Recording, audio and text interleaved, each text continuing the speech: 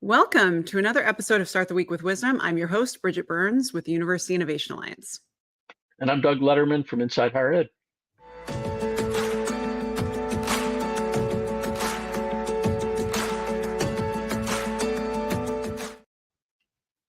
Doug and I normally team up to have a conversation with a leader in the field, but today we're going to actually be reflecting on many of the past conversations we've had and what we're observing in the field and this past year of 2023, and talking now about our new year of 2024, what we're thinking is on the horizon, and kind of key priorities as we navigate ahead. So this is much easier, I think, in terms of you and I just back and forth, but we'll see. I hope you brought your wisdom.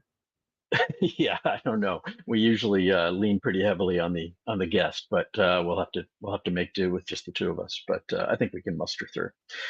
This week, as always, we're brought to you by Mainstay, which some of you may remember as AdmitHub, which is what it was formerly named.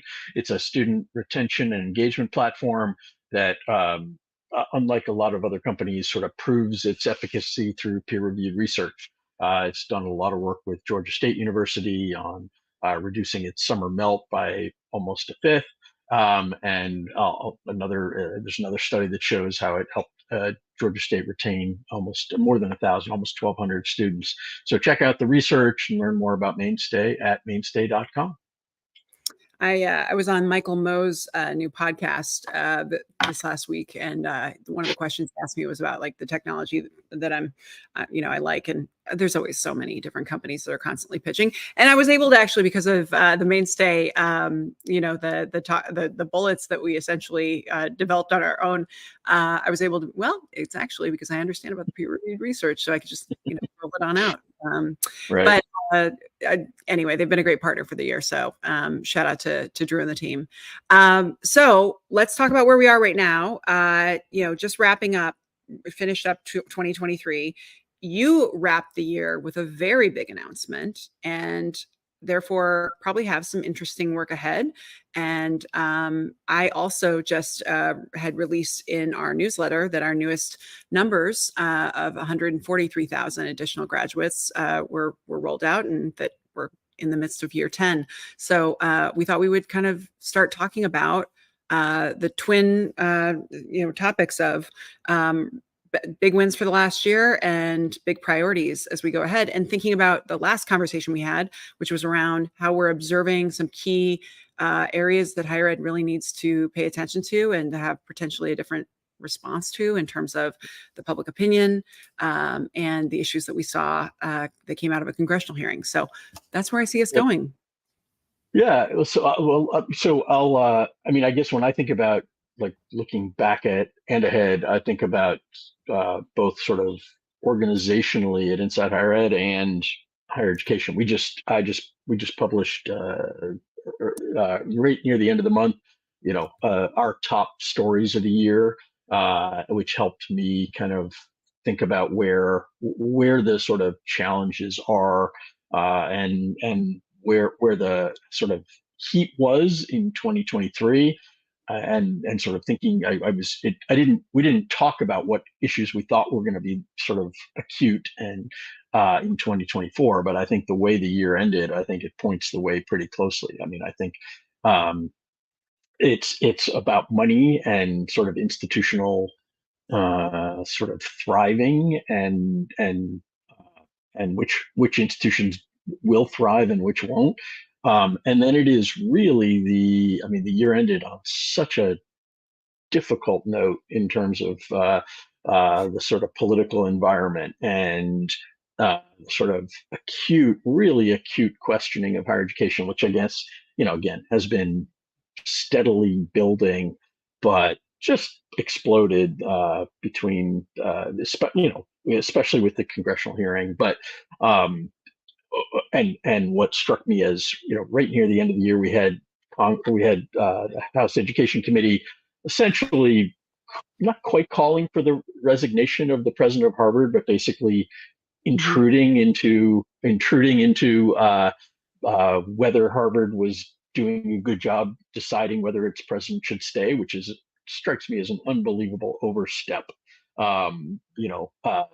So anyway, I think it's going to be, and going into an election year, it's hard for me to fathom sort of how much pressure is going to be on institutions. These issues are going to come to just about every institution. And I think that's just going to be, we're going to be brutal, and it's going to be fascinating to see how institutions respond. And I'm not talking just about Israel, Palestinian stuff. It's clearly that has opened the door to just all sorts of other questioning, particularly of the wealthiest and most selected institutions, and which I think are on the defensive for the first time in a long time, more than I can ever remember.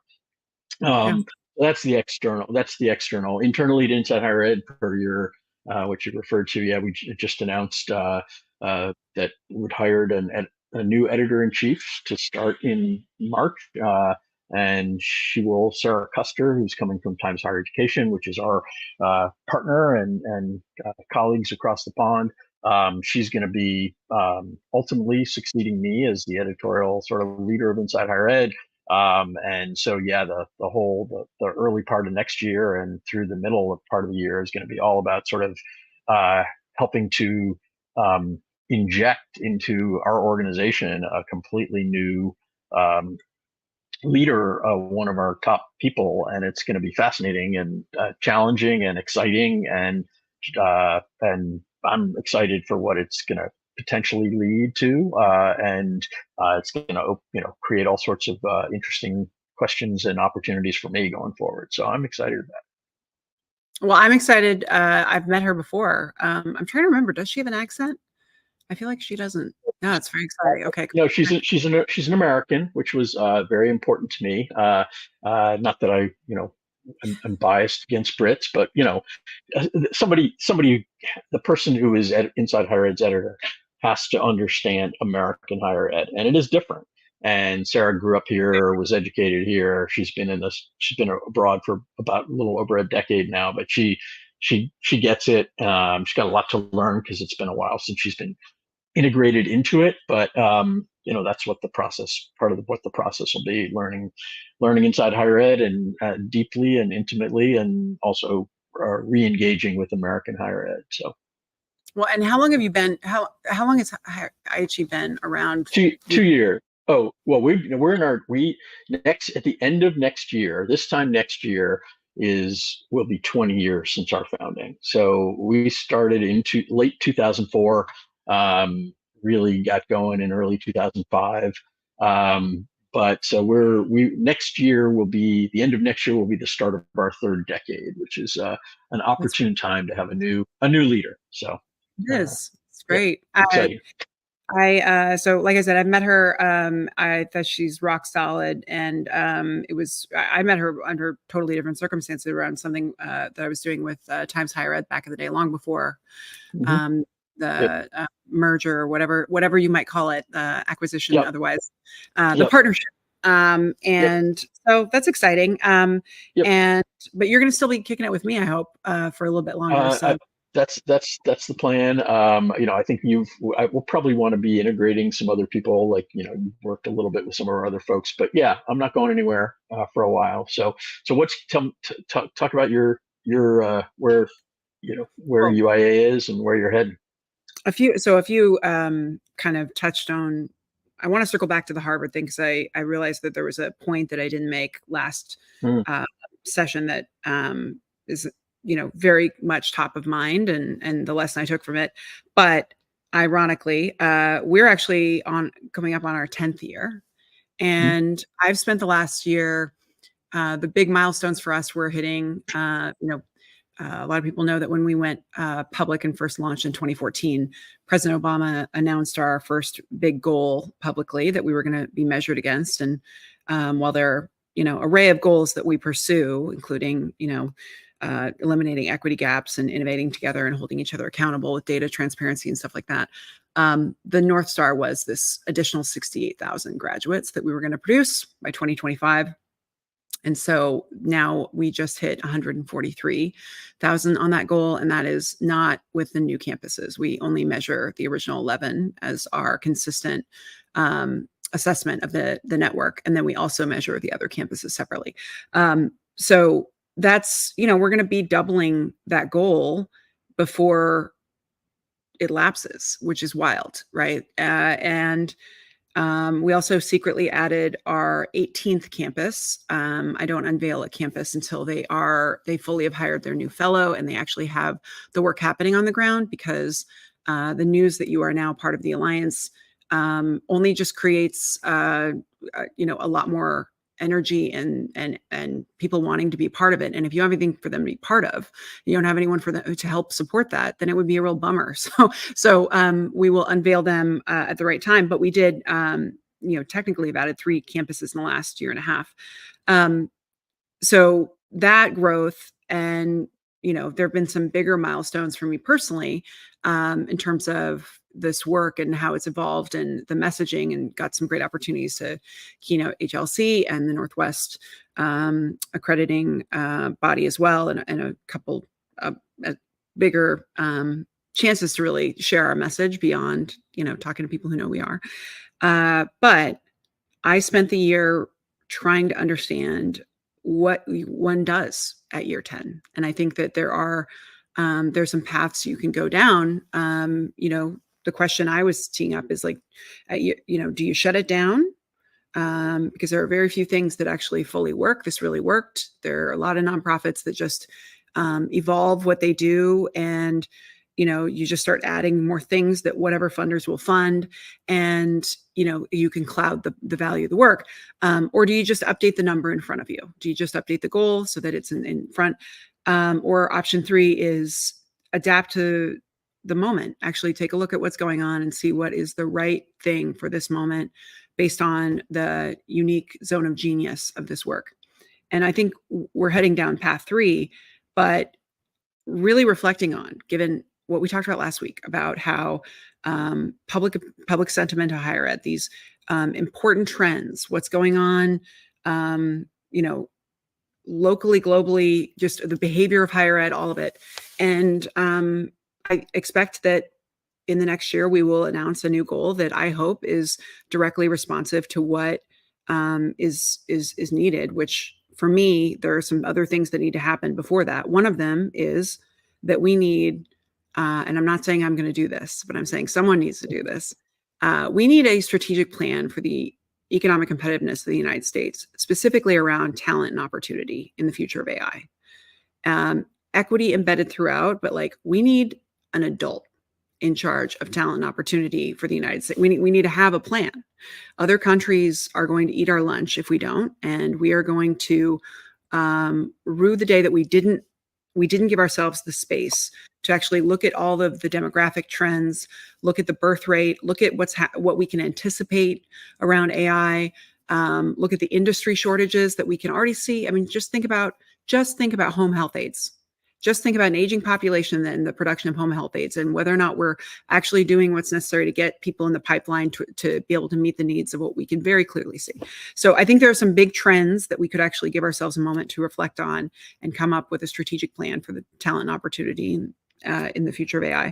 And I also think each state needs one of those that is responsive to their geography, their industries, their natural resources, their demographics. And in my mind, I think the opportunity ahead is that campuses emerge, at least one operating in each state as a quarterback in partnership with the governor to actually implement the talent opportunity, to making sure that everybody in that state, whether you go to that institution or others, that you're using the best practices, the most innovative techniques and tools, and that every student has a fighting chance to achieve their full potential. So building something that is responsive to the moment is what I'm working on. And it is, for me, it's been a million conversations where it is, evolving the concept and figuring out the path ahead. And I think I'm really excited about the next year. I'm excited about the opportunity to reflect on 10 years of work and see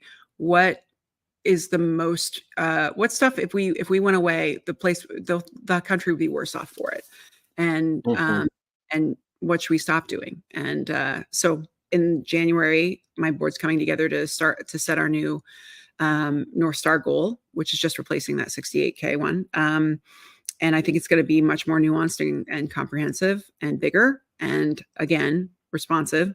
And we're going to have a summit in October, the UIA summit, which is like unlike anything that exists in higher ed. It's like an actual event that you feel like you got work done and you came home with a game plan and you came home with allies and a network and the tools to implement. So I'm really excited about the year ahead. That's where I'm at. Mm-hmm. It's interesting on that idea of the strategic plan. Very much agree that we lack one generally. And the trickiest thing, and I've been doing a lot of, you and I've talked about this before, and I've been doing a lot of thinking about it recently because I think there's a much better chance of that happening at the local/state level than nationally because of how we're structured. I mean, we don't have. I mean, when in a lot of other countries, the government would lead that. There'd be a coming together of the ministries of the three key ministries or the five key ministries or whatever with a a very centralized government sort of pointing in a direction. And that ain't how we work. God, especially now, right? I mean, at the federal level. So one of the big things that I've always wrestled with about sort of the higher education ecosystem and broadening that, which is what you're really talking about, to an education and training ecosystem that would basically and it would include colleges and universities, but not be limited to them, because it's obviously a much bigger job and lots of entities need to be involved.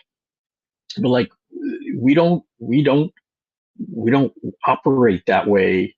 The question of whether it's national versus federal versus I don't know. So anyway, I think getting a bunch of states to do it and have that bubble up in some ways seems almost likelier than it's coming from a federal or a national direction. So anyway, I'm fascinated in that idea. How you think about it, but it all starts with when I'm trying to figure out, what is the number of graduates that we need to, what would be an ambitious goal, realizing that we don't have the Tony Carnevale numbers in the future of AI, because people are not really willing to speculate about degree needs right now, given that AI, they don't want to be wrong. I mean, people were totally wrong about boot camps, right? So I understand that, but I'm also it's very clear that there's a lot of anxiety around AI and we're giving a lot of ink to it. But wouldn't it be nice if we actually had a plan? And I do think we have enough to, even if you don't know what AI is going to do, you at least have a hint of what, just looking at our talent needs, the opportunity needs, where we need more replacement parts in certain areas. We need more people who are being at least, encouraged on the path, so that we're not going to be caught off guard in 10 years, 20 years. Like, I think there's some major demographic swings that we could just lay those out. Like, one of the things for me is looking at the number of men and young boys who are pursuing education, higher education. That needs to be a priority. The birth rate, that we just simply aren't going to have as many 18-year-olds, and so that needs a national plan. That's not just institutions trying to, take a swing at adult learners and offer them some old thing that we've been offering for a long time. Like, what would be an intentional strategy? There's some stuff that I think is a higher priority than you would want states to, we hope we get it right. And I just think in general, that idea of federal state and universities. Michael Crow talks frequently about this concept of national service universities. And I only really got it recently when I understood that, if you look at ASU and look at some of the actions and the goals that are pursued, they are very big, right? Like, producing thousands more engineers, transforming what engineering is. Just announced a new medical school where they're actually going to be kind of coming up with a new version of what teaching medicine looks like, that like almost a medical engineering kind of approach. There are, and I'm not saying those are the things necessarily, just using as an example, there are some institutions who are doing things that are bigger than what their state demands of them. And there are certain things that should rise to the level of national importance that are actually, if you think about the future of our country, we need universities doing certain things. We should figure out what those things are. But we should, what I think is wrong is letting the whipsaw of state politics distract those institutions. There are certain things and certain behaviors in certain institutions that we need to be, really, punching above their weight and delivering for the country on certain key priorities. And I'm interested in figuring out what those things are that should transcend, that states should not be able to prevent us from pursuing those things, and that we actually need a national approach. And I don't know. I think there's going to be some shift, I think, in the future. I think there's opportunity, especially because AI is going to create so much change. And I don't think we want to make it that, are you in a state that was lucky and made smart bets? Or are you in a state that wasn't lucky and didn't think about this, and now everyone else is going to eat your lunch? Yeah. And I absolutely agree that the big picture realm that you're talking about, which is what does the future of our workforce look like? That's one of the areas where there actually is a fair bit of agree. There's the possibility of alignment between in our very broken national political environment. Like this is a set of issues around which there is possibility of coming together, and so a federal / national strategy isn't impossible. It would be very difficult to get a federal or national strategy these days around a lot of things, but I do think that there is an opportunity in this particular realm. But it's a little bit of a threading a needle, and I think there is a waiting for a big idea, though. I don't think there's any question about that. And so, or looking for a big idea to stimulate that kind of coming together. I just generally, when I talk to parents and when I talk to kids, I think about the future, and it would really be great. I would feel so much better if I felt like there was a sober adult in charge when it comes to the big picture North Stars that we're pursuing when it comes to higher education collectively in the United States. We need to close our equity gaps. We need to graduate far more people. We need to shift what a degree means, because it needs to be responsive to this moment. It's obviously got to have a component around this resilience piece where graduates are more resilient in the face of an opinion that is different than theirs, and who are, engaging in respectful discourse and debate. It also definitely has to translate to social mobility. I think there's some stuff that, like, it's not that controversial. Like we clearly just need to make sure that we're not just tinkering in silos and hoping we get lucky. And in fact, we're actually like pulling in the same direction. I'm hopeful about it. I would love for us to have that. And I hope that funders, and I hope that there are other leaders who want to, who recognize that right now is the moment where we can rise to the challenge, and we can actually carve out a few things that we all agree we need to be pursuing. And then figure out how we want to readdress as we learn more, because AI, it's not going to be, 2 years from now, we're done. And now we know how it affected us. I'm curious about what are the habits and strategies that we're going to implement so that we are revisiting, we're reflecting, we are synthesizing lessons, and we are shifting where needed. That's, I just want an adult in charge of higher ed. And I don't think, universities are older than the country, or older than the church, right? Like, so, elections come and go, but I do feel like it would be nice to have some direction. So that's just me. I'm just, again, I think between the two of us, you're the journalist and I'm someone who is eternally optimistic about higher ed and like inherently believes in it, perhaps too much, right? And so I believe it can change. I see it all the time. I'm hopeful. I also believe that there's a way to position a collective group of university leaders to provide the leadership we've all been looking for from Washington. And I look forward to trying to build that. That's what I'm doing. So year 10 for me, year 20 for you. Wild. I'm excited about the year ahead. I did want to circle back to the hearings that we ended last year on. Mm-hmm. We talked about the public perspective of higher ed, but for me, the piece that I walked away from is it all, when I saw that happen, what I thought about was whoever prepped them, that's who I hold responsible. Because presidents, especially that presidency, it's too important. It's too important to have the wrong people in the room or the wrong strategy about supporting a president. And, when I was, I've now worked with more than 50 college presidents. I don't aspire to be one. I aspire to help them be better. And I have always observed that when a lawyer is prepping, they will be more defensive. They will be very risk focused, and you end up with testimony like that. It is they rarely have the nuanced perspective of how to engage in public relations and communication, and actually listening and showing up in the moment. So for me, that was one of the biggest takeaways was.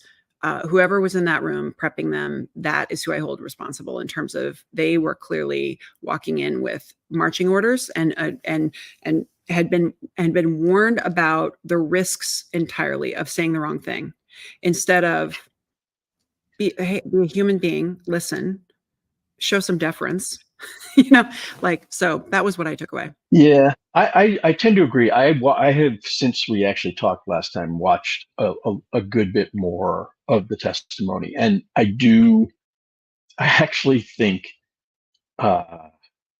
on balance they did a pretty decent job.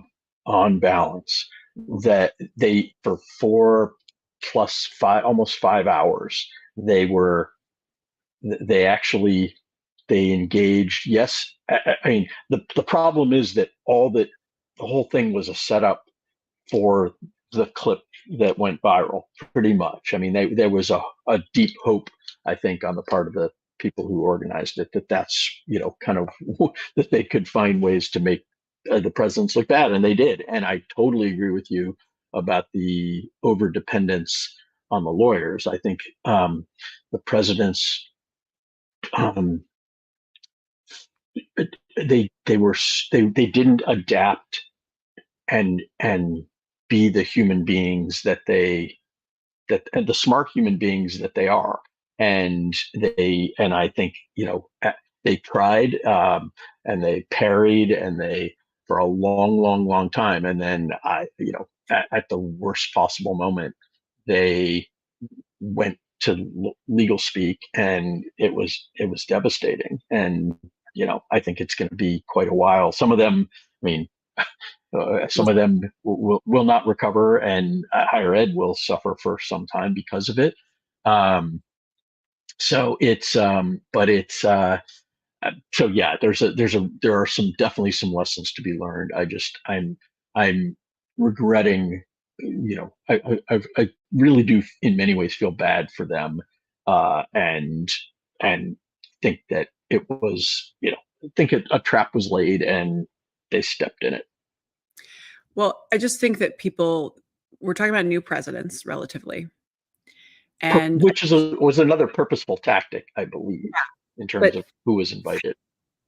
and beyond, zooming out, because to not get too stuck in this topic, to the specifics, is that don't miss the lesson here, which is the presidency is more volatile than ever, and we cannot afford to lose presidents at the rate that we are, because every time you lose a president, from my personal opinion, you lose 5 years of progress. And I've seen this happen.